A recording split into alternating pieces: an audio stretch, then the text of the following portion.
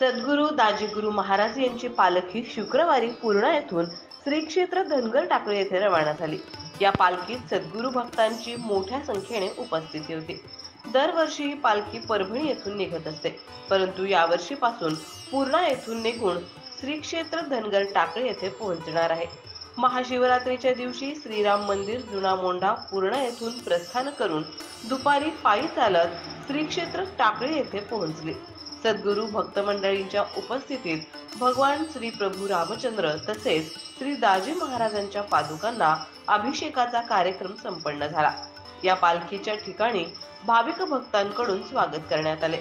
यावेळी संस्थानाधिपती श्री उमेश महाराज टाकळेकर, श्री अवधूत महाराज टाकळेकर, डॉक्टर हरिभाऊ पाटील, महेश पाटील, सतीश टाकळकर आदी उपस्थित होते।